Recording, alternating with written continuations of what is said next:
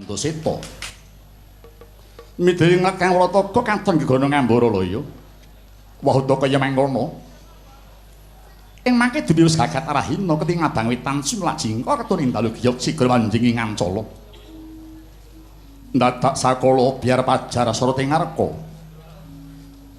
Gumrikah isining bawana malih Prabawa. Dedep tidem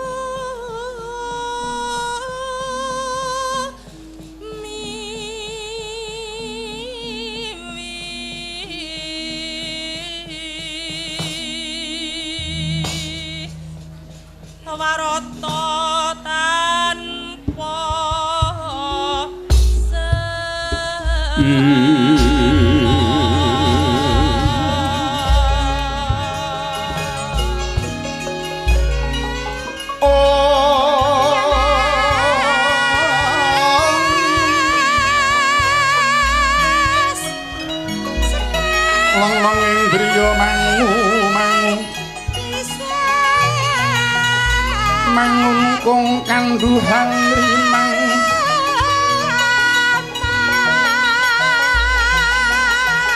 lur lema tanpa kanen yen tang tulusa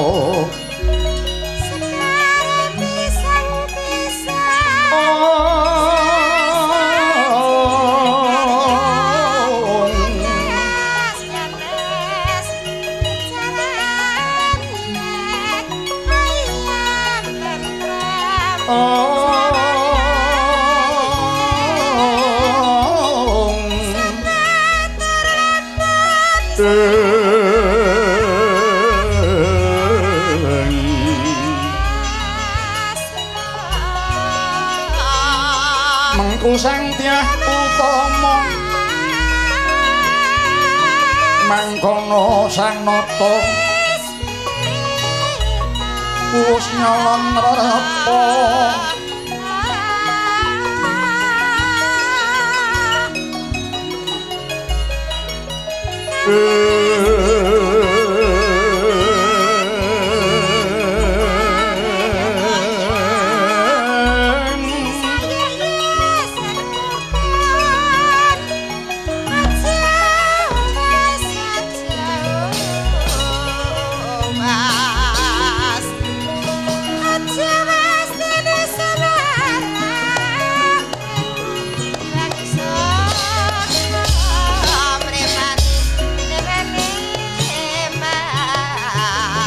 timun sikarane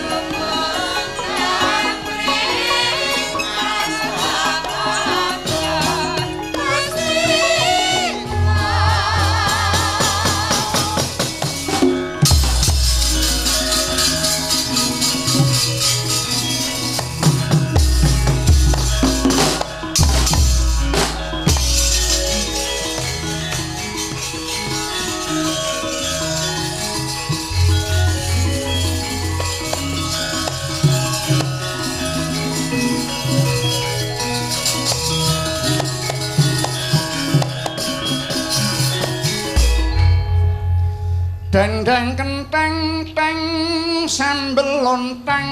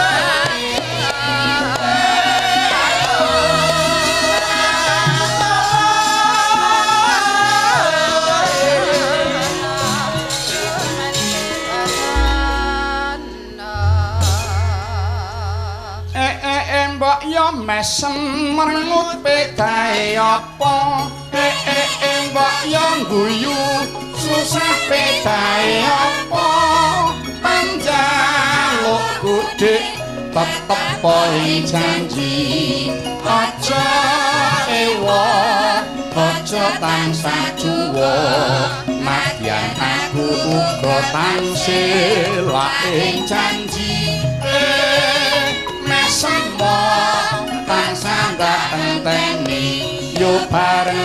angudi luhuring kagunan watone tumemen mesti kasembatan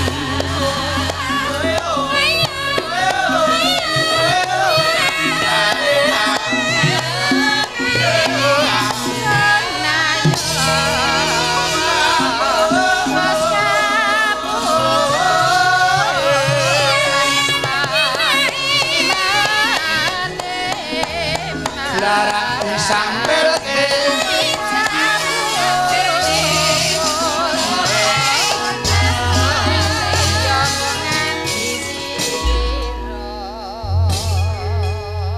Kakang Mbakyu jelali welingku yen kowe lumaku ra perlu kesusu pamriye supaya slamet tetanggane Mas sopir mbok yo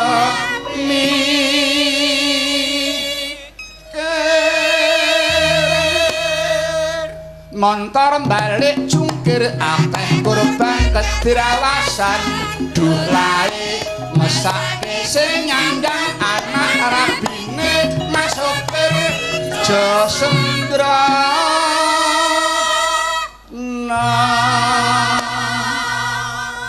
aja padha lingna helingna tatahe nyawa prayoga manuta lalu lintas peraturane ujine keluarga kali mulih sabar sing sayu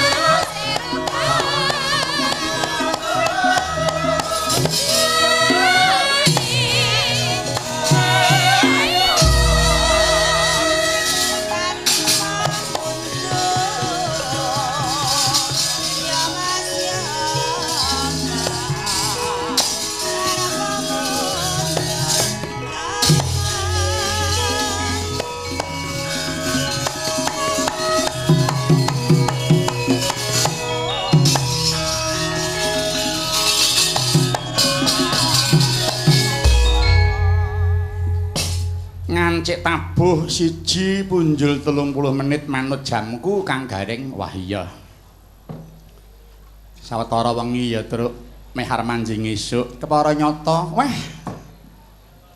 sembah nuwun kunjuk dumateng Bapak Profesor Dr. Haji Sumaryoto minangka Rektor Unindra mboten waleh-waleh nimbalipun Petruk sak kanca wis ping pira mitra ana Unindra ora tak itung kok Reng udah malah mandek dalan ora diitung gak wis diperintah mangkat ngono wae aku niteni kok Truk piye angger wulan Mei tanggal kira-kira dosa tengan apa kurkuran iki mesti jagake iki Unindra bakal nimbali awake dhewe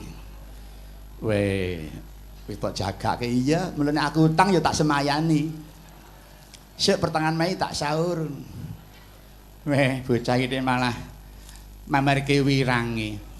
Inggih kula sak kanca namung nderek memuji mugi-mugi Unindra tetep lumados kanthi rancak lancar ngrembaka lan arum mangambar kados gandaning puspita hanjayeng bauning salaminya Allahumma amin. Mugi-mugi wiwit saking Bapak Rektor, Bapak Pembantu Rektor, Bapak Ibu Dekan, Bapak Ibu dosen sumrambah mahasiswanipun saha alumni Unindra tansah pinaringan bagya mulya. Iya, aku ya nekseni.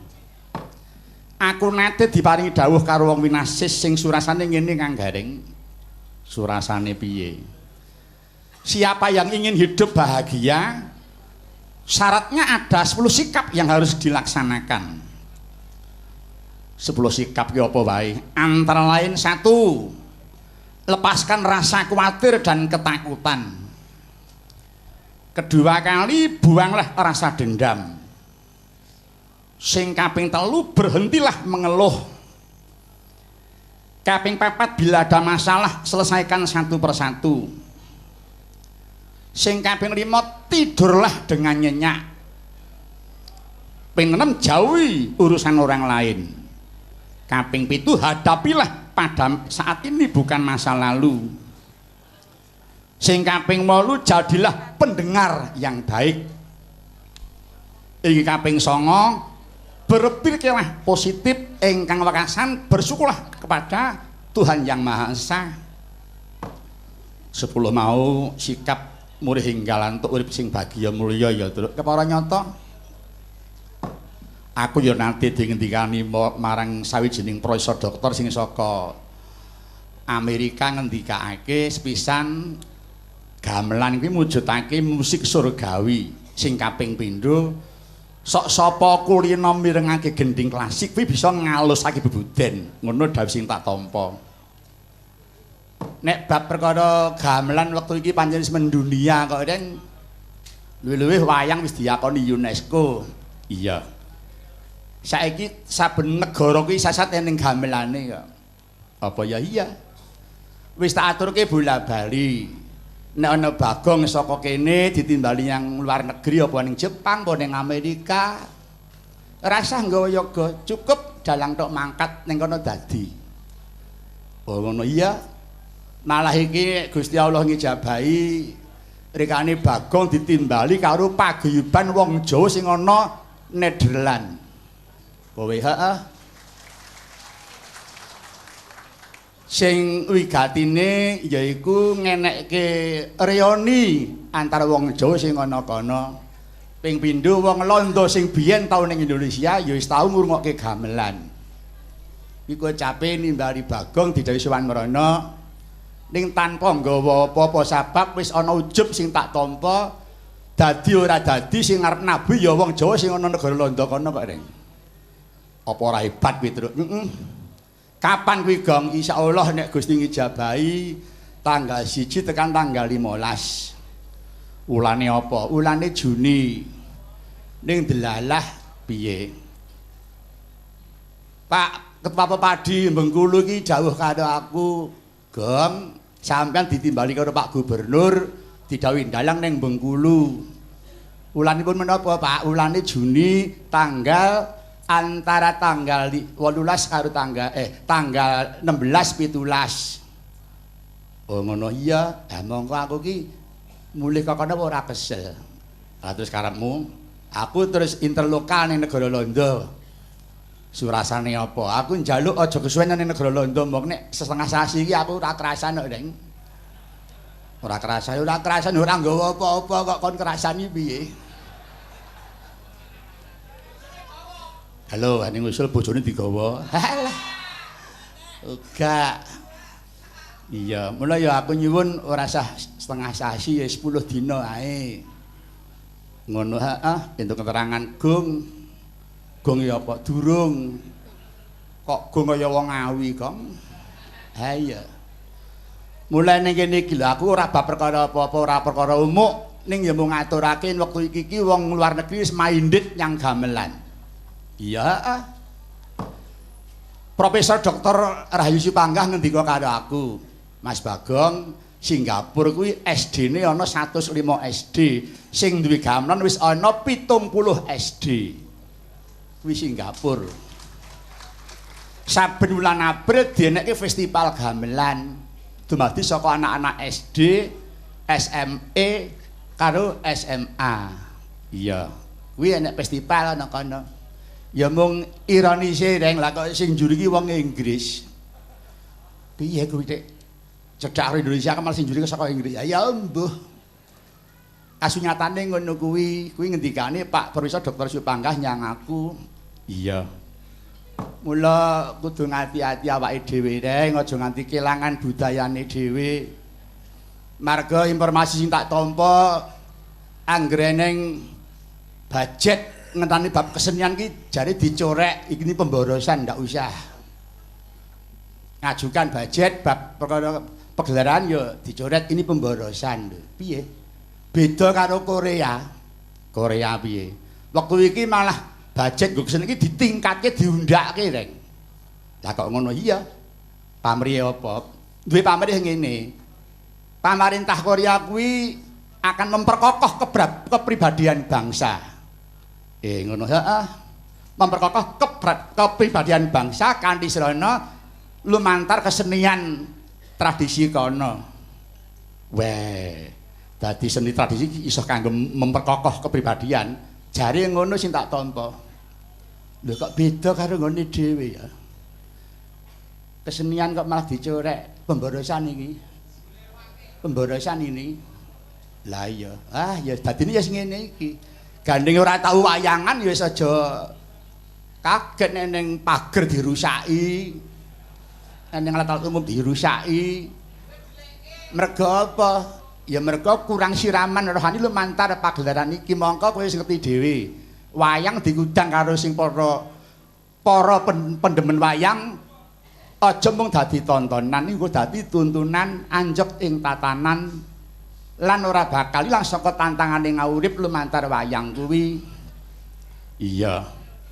Mula reng ayo sira kitang sekamat-kamat nderekke Unindra iki ya sembah nuwun bentaun wis wayangan kaping pindho. Monggo Pak Rektor asah ndatak ngendika sing akeh-akeh. Ayo kita galakkan wayang kita ora cukup roh-roh wayangan sing apik ya ngono kuwi. Iya. Ing atase kesenian kena kanggo memperkokoh kepribadian kok dikira pemborosan coba. Nek diuntal awake dhewe kok meneng-menengan iki coba piye. Lah iya. Mula ya Kang Garing ayo padha manggon nggone dhewe-dhewe nyambut gawe manut kadiwasane dhewe-dhewe. Labuh marang nusa bangsa lan negara lumantar kabudayane dhewe, lumantar kabisane dhewe. Iya. Aku ya Garing sing apik, pitu ya mitra sing becik. Luwih-luwih ing Jakarta iki saiki dalang-dalang cilik kaya jamur mangsa udan. Iya, akeh saiki. Mula aku ora kok pesimis ning optimis. Wayang ora bakal ilang sapa wis ana penyambung-penyambung para dalang-dalang cilik. Wong penyuwunku, para anak-anakku, para putu-putuku sing padha ajar ndalang aja mandhek ana dalan ayo diteruske. Percaya waton teken-tekon mesti bakal tekan. Iya. Aja duwe rasa alah mangsa iso ndalang dudu anak dalang. Oh, mboten ngoten. Ora kudu anak dalang iso ndalang niku mboten. Sebab ora saben anak dalang iso ndalang kuwi nyatanipun nggih kathah kok. Iya, heeh. Dudu anak dalang ning dadi dalang kondang kuwi akeh. Akeh iya. Contoh Swargi Pak Nartosabdo dudu anak dalang ning misuwur asmane sak yahene isih mengiyang di telinga Petruk. Pak Nartosabdo kuwi dudu anak dalang. Pak Suwaji Nganjuk kuwi dudu anak dalang. Malah ketoprak ning iso dalang dadi kondang. Aku niteni kok, Truk. Dalang ka nggih weton tobong malah wah pengalamane sak tikruk lecun kok. Akeh-akeh pengalamane wis ora umum. Mula nggih ning dalang weton tobong kuwi mesti apike, mergo pengalamane wis pancen akeh. Iya, heeh. Mergo ning tobong iki tak pirang-pirang wonge paragane akeh. Monggo dalang mung siji, dipurba dhewe. Mula ora aneh nek saka tobong dadi dalang dadi wong dalang sing keranjingan. Pak Gondo Darman kayo weton saka Tobong, Pak Gondo Buwono ya weton saka Tobong, ya ampuh kabeh. Lho. Mbah Narto ya weton saka Tobong wong pengendang Si Pandhawa. Mula aja mentang-mentang peh anak dalang alah. Arep anak dalang ora gelem ngudi ya alah. Mandek dalan. Ha iki aku duwe gadangan, Reng. Apa putune Pak Rektor iki tak gadang iki.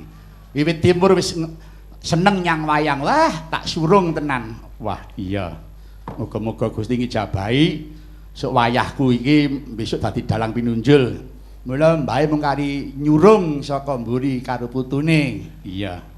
Sing dalang putune sing gender mbahe sapa Pak Rektor? Waduh. Iso ngasta gender to. Ayo tak ketang grimingang ya nyatane ya pirsa yang bab gamelan. Burung Pak Mardi ku ya keranjingan yang bangsa Jawa, ngelmu Jawa iya. Wis percaya to anggere ngilut marang pusakane dhewe, pusakane para simbah-simbah biyen kuwi bisa mahanani luhur bebudene lan wibawa pambekane juga becik Gusti ngijabahi. Heeh. Ya. Iki dalam rangka pelestarian kabudayan kesenian wayang kulit. Iya, iki wayang sak gamelane saka Sanggar Diwiguna. Iya. Kagungane Swargi Pak Samsu. Pak Kamsu kok Samsu. Kaya rokok. Pak Kamsu, saiki wis digulwentah anakku wedok Gendhowati. Iya. Larase wis becik, gamelane komplit, wayange Prada Mas kabeh. Iya. Dene pengrawit kaya adat saben saka Surakarta saking paguyuban amardi budaya dadi indah ing dipun cekak abdi. Abdi ngabdi marang negara lumantar kesenian ya, Tru. Dene para waranggana cacah ana panca widowati. Panca kelima widow ki swara wati ki sugih. 5 sugih swara sing lumayan. Para kadang waranggana, wara anggana, wara ki pinilih anggana ki lenggah piyambakan. Wara ki pinilih, anggana ki ijen, Dudu ledek, Tru. Ledek ki nggo munyuk wae, Gong. Ledek ki ngledek marang kahanan, mula ledek ki kene ora ana sing ana waranggana minimal pesinden. Oh iya. Para kanca niaga kuwi bisa, niaga ya bisa, pengrawit ya bisa. Niaga ki ora kasar, ora. Kuwi asli basa Kranton niaga. Niki luwih yoga, yoga utawa yoga kuwi patrape wong Semedi. Niki linuwih yoga ki yoga patrape wong Semedi. Mula yoga ki rak ketoke nabuh sila ning jane patrape kaya wong Semedi. Arang-arang ya truk yoga kok yak-yakan ki ora eneng ya. Ora eneng. Yoga ngadeg ki ora eneng, ora eneng. Wong ninggal nggon pipis wis rumangsa rikuh kok. Mula patrape tajem meneng wong Semedi. Nek karo merem kae saka ngeningke ciptane. Lah nek nganti ngiler ya kebangetan wonge nek kuwi. Apa ya mentala togong wong diyasake tarup genggeng anjati bakoh lampu padang kon simbanyu milik dileri apa ya ora duwe perasaan sing mesake. Ha iya. Pesindene saka kiwa dhewe Ibu Muriah Budiarti saka Solo. Sing angka 2 Ibu Menik iki rekake ponakake wadon sabab iki ya putra dalang Suwargi Kamasutikna Slamet saka Karangtalun. Saka Karangtalun kuwi ngendi? Laladan Karangdawa, Klaten, Surakarta, Jawa Tengah. Weh iya. Sing angka 3 Ibu kita Darsini. Nek wis dipungi aku wis mudeng kuwi. Darsini iki wis kondang silep godhong ganyong. Irung endul bathuke nonong ya kuwi. Bagong senengane kok nreweteh rembuke. Terus angka 4 iki Ibu Pahmiatin Mitin Ponorogo. Ponorogo, iki lagi wae kundur saka Papua. Weh, saka Papua, nderek iki dalang sahir saka Batu Wonogiri.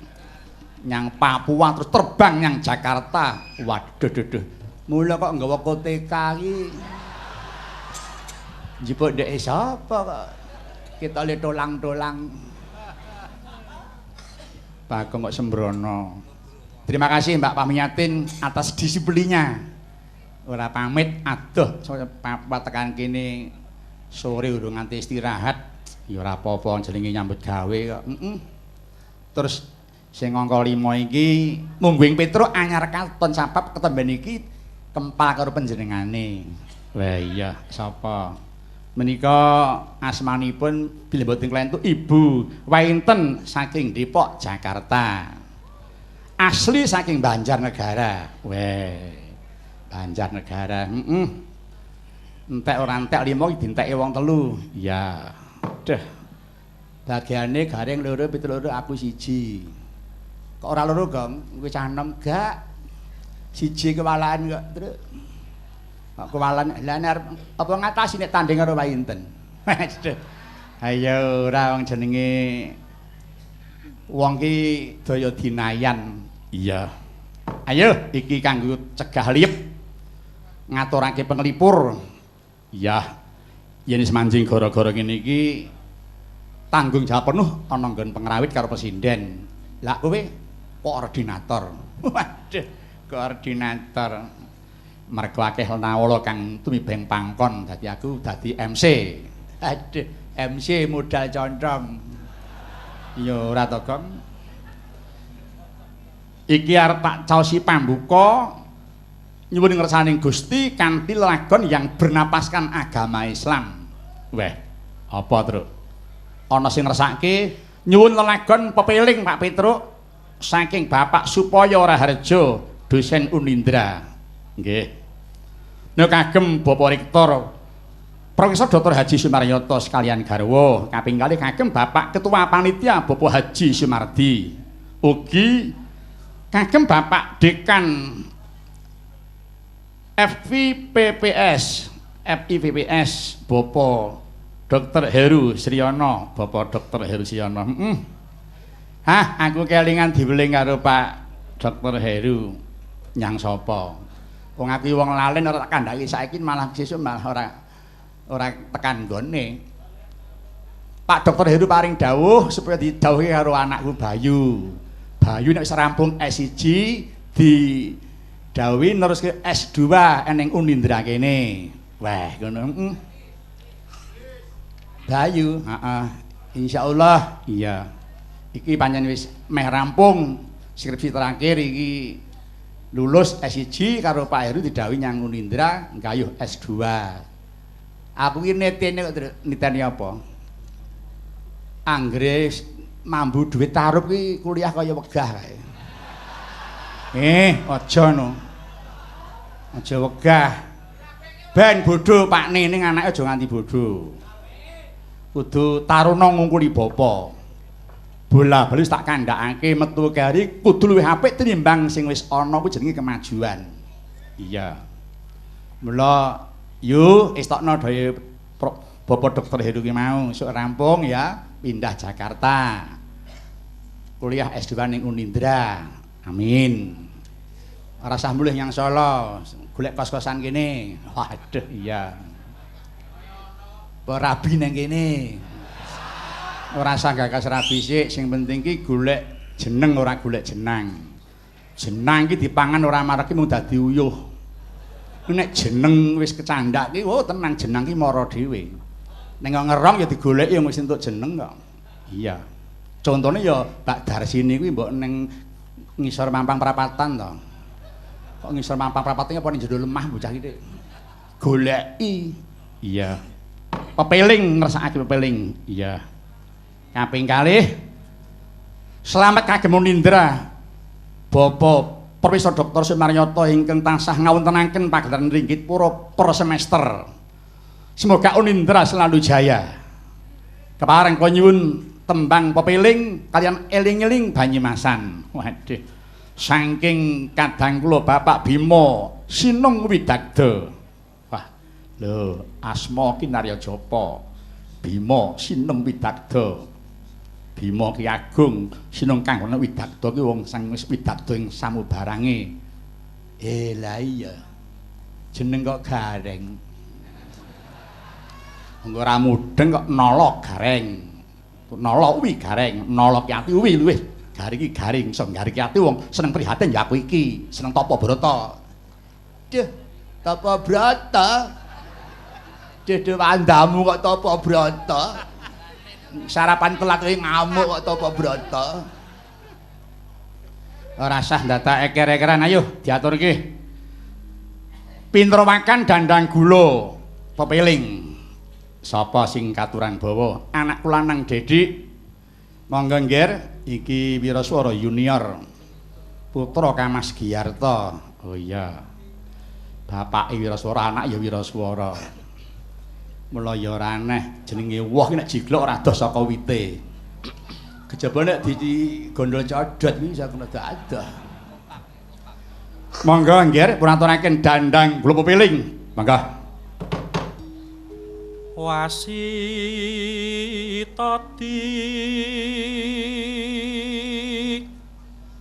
saking prawinases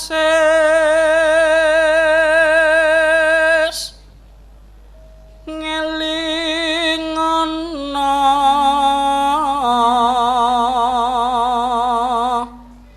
yen urip ing donya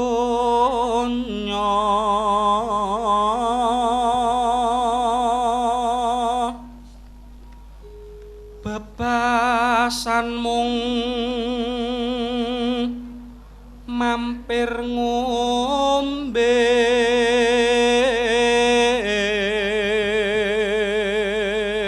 rungokno reng urip ning donya ki mung sedhela bebasan mung mampir ngombe ya mulane wong mendem ki aja dielekke mang ngombe oh Bagong kleru surup gagas lambene Bagong salat kang limang wektu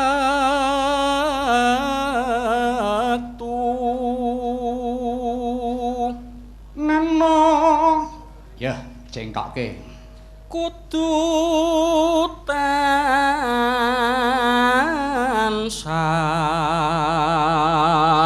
nonoi dipun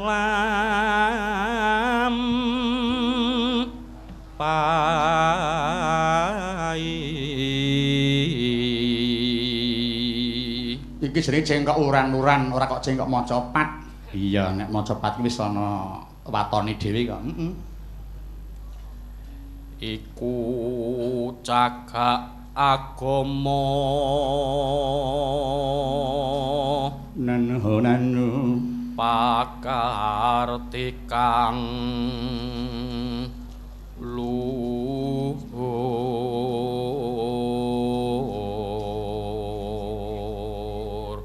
Suarane ya lumayan ya, Gong. Dayane pepes jamur iki wah jan. Ning pemanukan iki. Ah iya. Ngetoh kentu mindak mungkar eneng jomal regane dikepruk banget. Bener ta, Gong? Keprung wong. Ora usah nganggo ngresula kabeh suka duka. yakti urip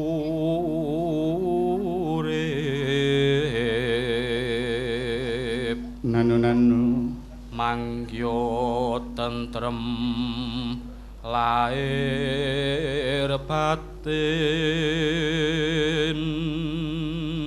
ning gampang iki gelo sak yahne wing ilang-ilang. Piye ta, Kang? Es teh rong gelas kok 20.000. Kuwi tae cap apa? Kok kowe ngerti? Apa entuk informasi? Sayane getun ora ilang-ilang. Sing bonang. Ngerti kene aku lu banyu tawa aku. Sing bonang teh karo air mancing. Monggo lajeng. Bejon dunya akhirat.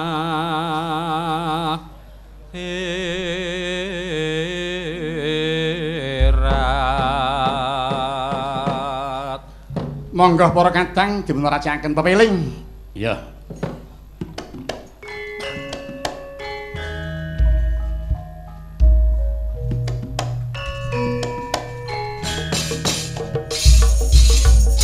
Sampun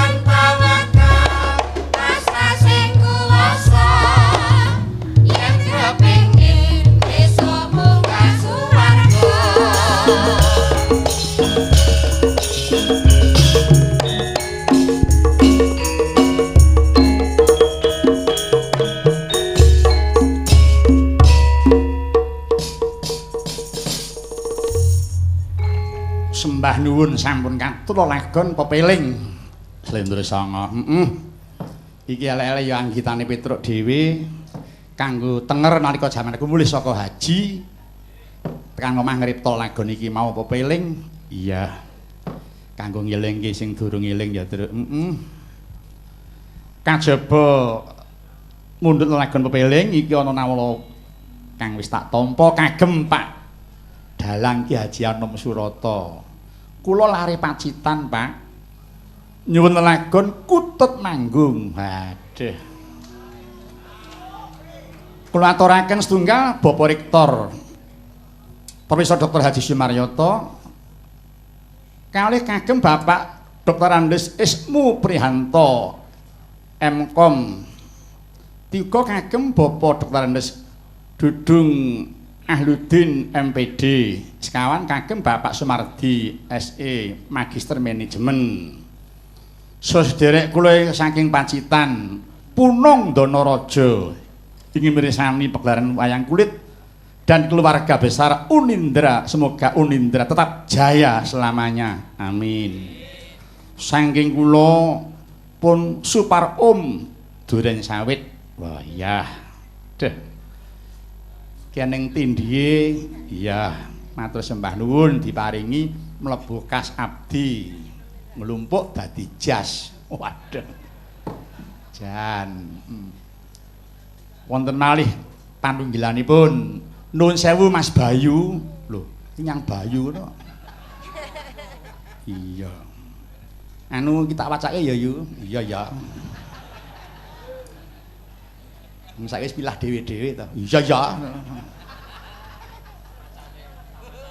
Kanca-kanca kebersihan Unindra nyuwun Kutut Manggung saha Randha Kempling. Nyuwun ingkang ngasta kendang Mas Bayu supados tambah mantep raosipun. Matur nuwun. Duh.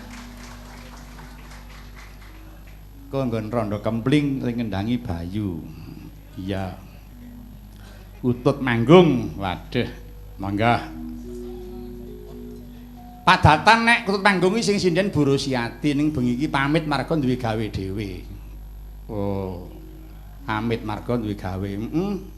Mau wis lumantar aku diaturi pamit ki karo Pak Rektor. Digawe apa? Mbuh.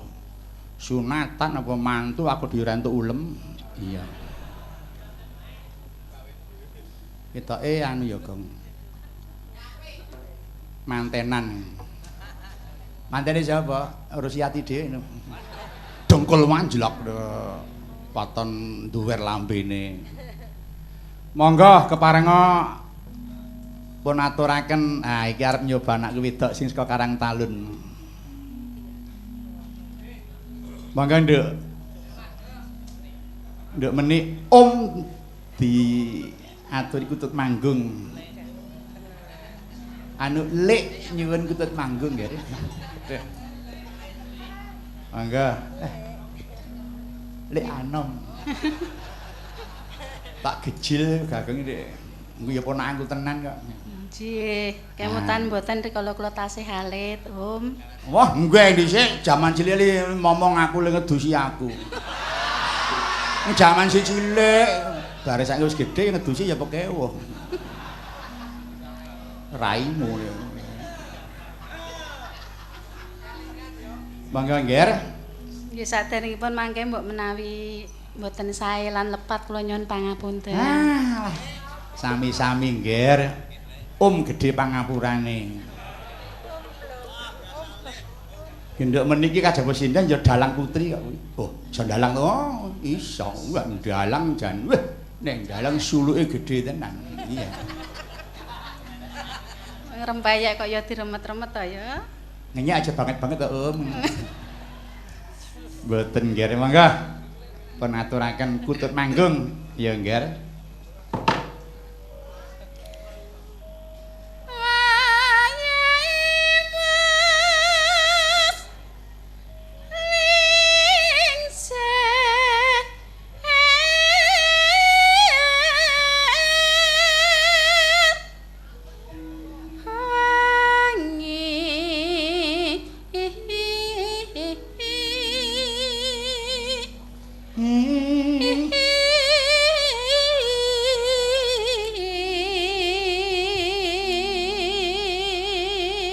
Katur semangat Mas Ngadi wilujeng midhangetaken moh. Ya aja mencap-mencep ta. Monggo nggih.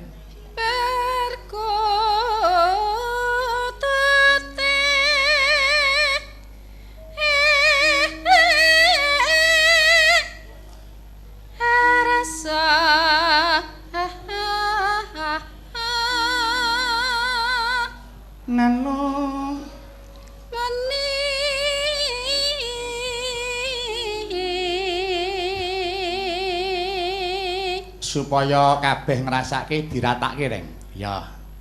Genduk menik iki mau wis ta, terus genti sisihe. Sisih tengen apa kiwa? Sisih kiwa. Oh nggih, monggo.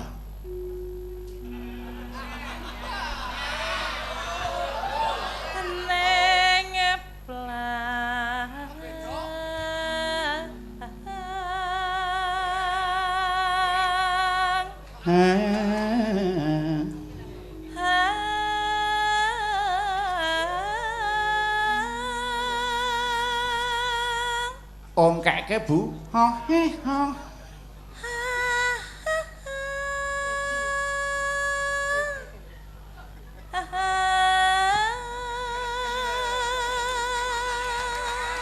Op, genti tengene.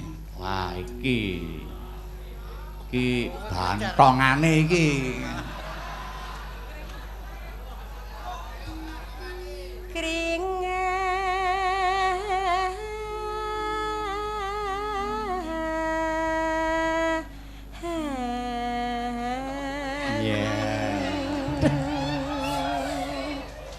Sing lanang ning mburi kelir ngruk ero. Iya. Duh, bojoku gawe lawuh.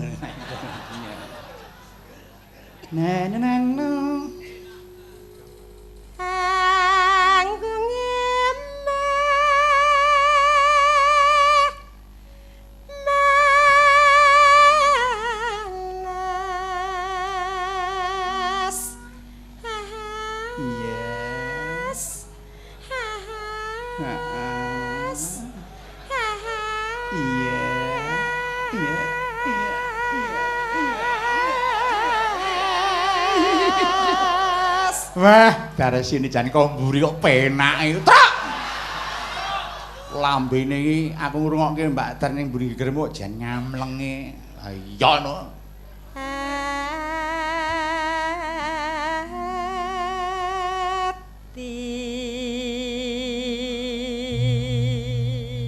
Yo, tengene gendi. Sinden Papua iki waduh ya. Niki kutute pun rada kesel. Kutute rada kesel. Suntikke ora mari kesel. Hur, ayo.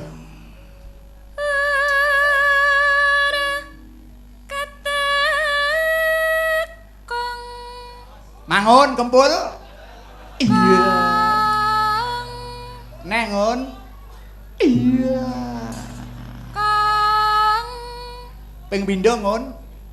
Iya, iya waduh jan. Mangun gutil jan ilok tenan.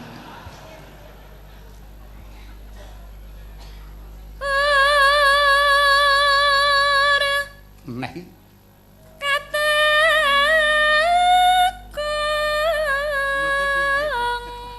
Kempel ping 3 ngun. Yo. Jan. Ora nyono. Lagi krungu iki utut manggung minir. Iya. Nganggo miring. Asma kita ada jaba. Ora kok. Yuk.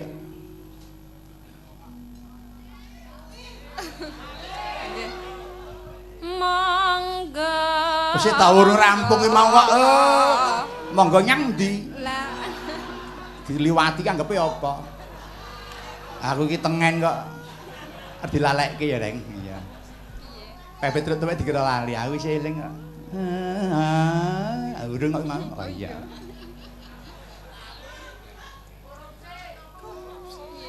Ayo, kutut manggung dikorupsi ya bangetan to. Lali kula Pak. Wis pancen negara berkorupsi ya ngene. Kutut manggung ya dikorupsi sida wah jan. Nek badminton kerep kalah nek korupsi kok nomor 1. Ya iya. Ayo.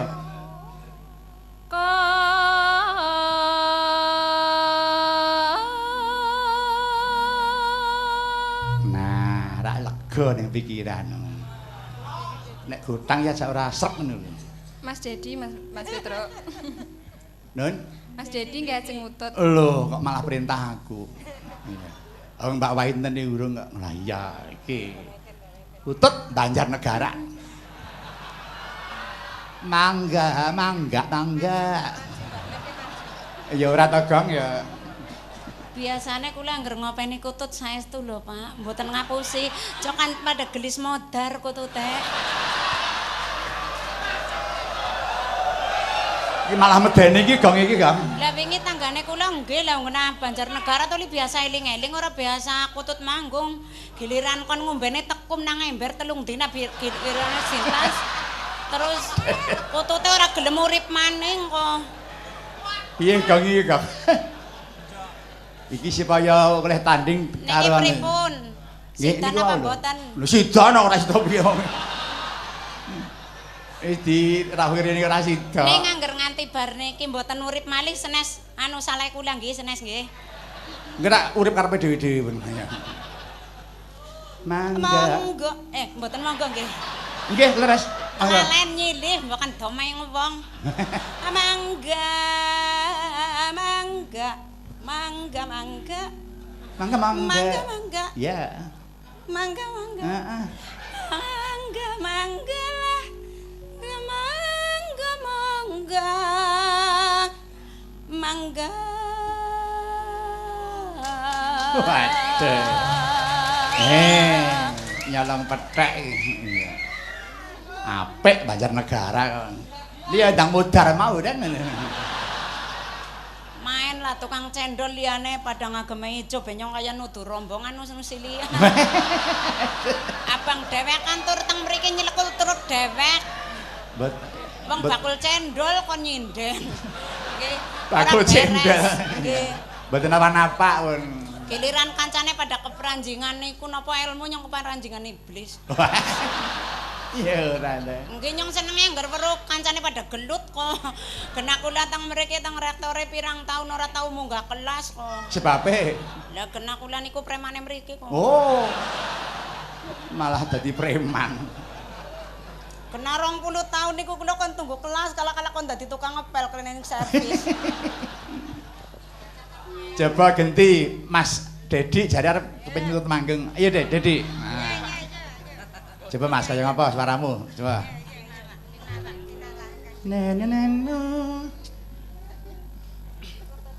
Ya. Siap-siap pernapasan sih. Waduh.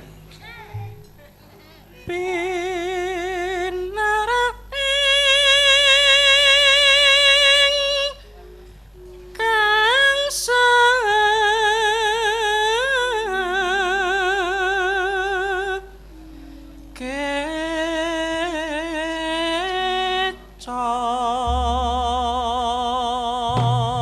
Cah lanang iso nyuruh wedok. Ning wis meneh wae engko ndak malah ambeien wis meneh wae.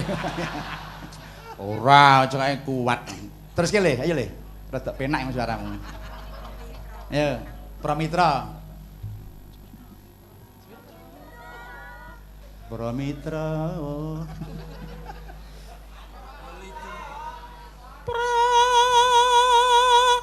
Mitra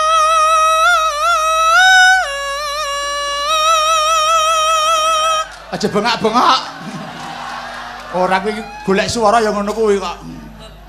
Ben, iki tanpa mic seru reng. Ha iya.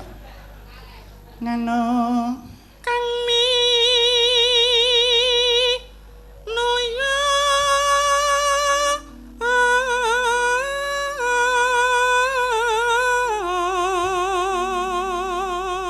Wilujeng rawuhipun Pak Petruk. Ayo. Wilujeng rawuhipun Pak Petruk. Iya. Mung ari kanggo rock kuwi. Iya. Monggo kula lajengaken. Iya. Nano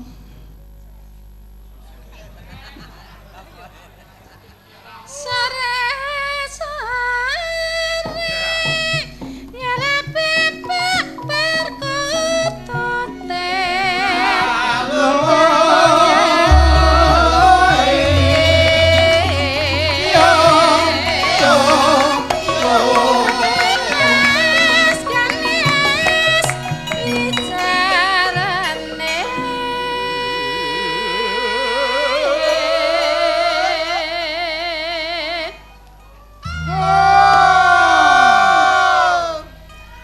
monggo gentos Bu Muryah. Omben.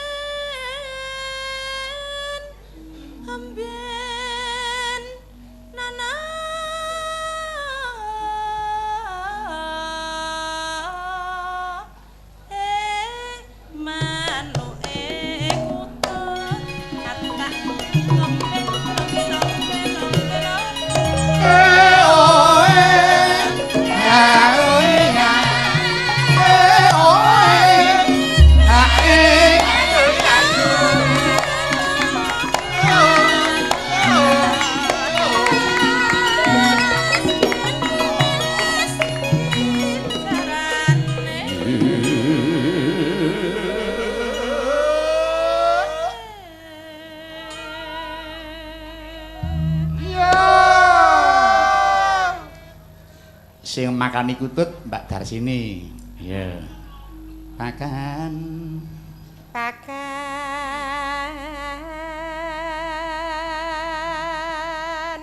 Nono.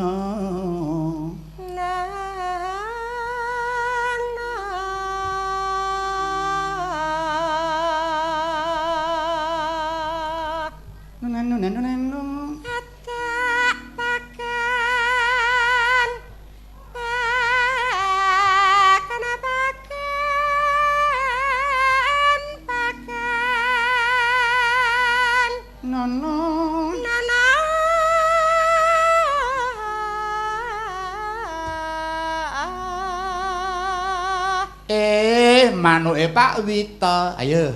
Nyata kendel muni ngono. Bagong golek masalah bocah iki. Ben coba kaya ngapa? Manuke Pak Wita. Bagong wedang itu patah aturaimu lho. Lho, manane guyu iki. Kutute ya bungah iki, Deng. Isa. Wah, karo piye sepuh kok seberanan. Lah Pak Wita malah gemujing kok. Iya, ya manukku pakanono, Dar. Ben iso ngayer. Ha iya. Iki tang modar kuwi kan. Ya ora to. Nek kaya Mbak Waiten, heeh. Atep makan, monggo. Tak pakan.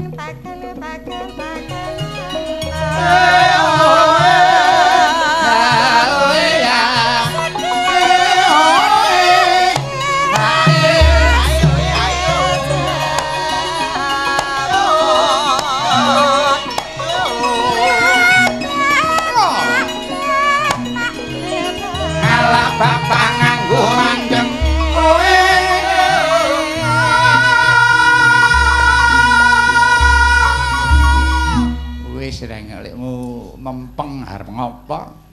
Seneng atine ya, Kang. Mbuh. Ora kompak. Monggo kula lajengaken. Kawis pita. Hop. Genti, Mbak Pahmiatin. Bocah iki malah ngendhek marek gelo ora pancen tak gawe ngono. Ya. Ngono. Ya.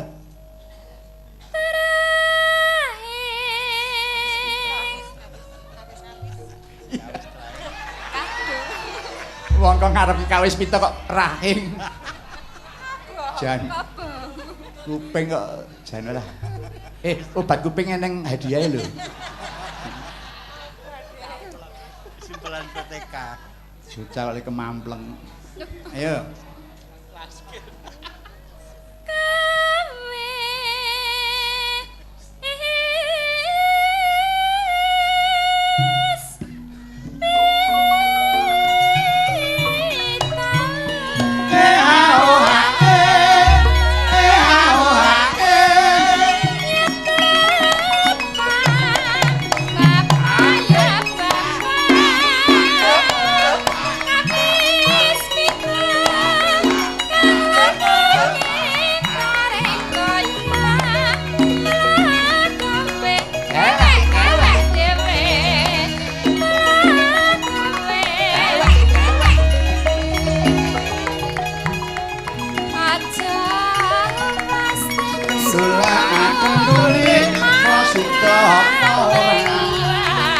Uwit lo mangleng pekarangan yen turung pengalaman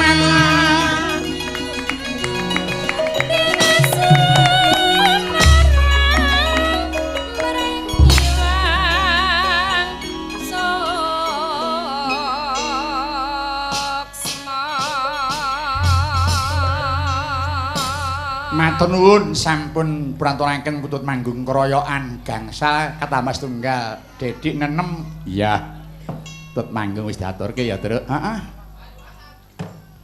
nggih niki wonten sing ngersakake eling-eling Banyumasan monggo sebelum masuk rondo kempling nanjake Mbak Wainten sik wah eling-eling heeh Raden Arya Werkudara ngono kae. Iya. Napa niki nyuwune dibawani? Oh nggih ngoten, bawa pangkur Banyumasan. Ya. Padahal bawane niku jan 300 kok nggih. Oh ning regane dhewe, Deng. Iya. 300. Pangkur 300. Konjuk Bapak Purbadi sampun kondur dereng nggih. Konjuk Bapak Purbadi. Purbadi. Oh nggih, mugi-mugi mirengaken niki. Karo nggo anak Mas Bimo Sinung Widardo niku teng sebelah kotak. Oh nggih. Karo ramane. Nggih, sekalian ramane nggih, nggih. Nggih Mas Bimo, ramanipun caosi menika saking Mbak Wainten. Siapa lagi, Mbak? Sampun Wis. kakean engko malah mempret-mempret ora sida dagang. Istilahnya kalau mempret-mempret ya orang buah aku ora mudeng Kecer maksudnya pada tiba nang dalan ora sida dagang tong. Oh nggih nglencer ora sida dagang. Mangga Puyuwiti Pangkur Banyumasan Mbak Winten. Tenar ya Werkudara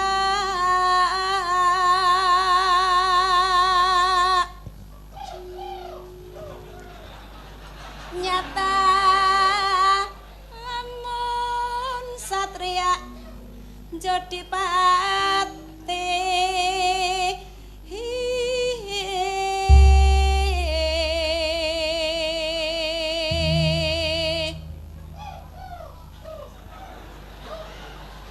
Ya ini dodol trekuku ya nek iya. Boten niku manuk perkutu tekeri.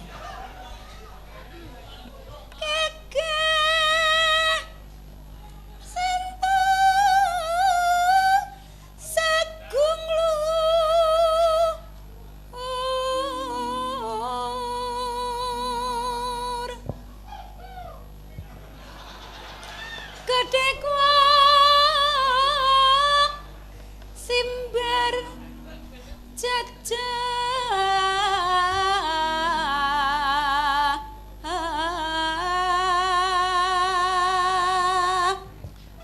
ngandika. Alot kok gondange niku angger nggo nembang temenan jen suarane mboten gelem metu. Padahal nggo mangan napa-napa niku jan kelek kabeh. Lah iya to. Nek nggo nyuwara angel nek nggo mangan apa kok mlebu kabeh ya ring lah ya. Niku nggih salah satunya keterampilan kula. Weh, keterampilan gula. Nggih. Iya. Angger mangan tong akeh tapi angger kon nyuwara jan ora gelem metu. Mila di gurai. Bener ya ta gurai supaya suara lumayan. Sering kula bendina nggur ayam. Oh, kleru surup nek kuwi. Yen ngandika gereng gereng pindau. Loh, Lah jane angger Banyumasan tuli nggih tapi enggane pindah tuli mboten pantas mbok lah. Nggih Oh. pindau. oh pindah. Kono pindah sak karepmu ngono. Iya. Kena bedane niku nggen kula A karo otok kok.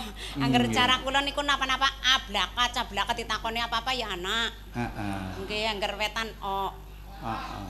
Ana. Nggih. Pancen Banyumas niku pancen piye jujur tenan kok.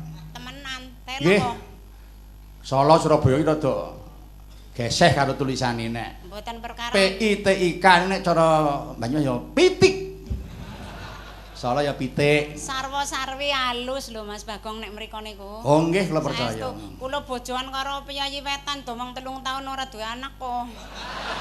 Sebabe Lah anggar mriki kula wis kesuwis misuwis peteng-tengan mereka bojo kula kur karepmu ya ngono. Bola bali wonten ping 10. wis rasa ngundang bintang pelawak iki wis ning pelawake ring iya. Ana ping 10 Mas. Kepriwe Mas karepmu? Bareng kula ketemu karo wong dewek temenan 2 tahun manak rolas kok. Duh duh duh duh.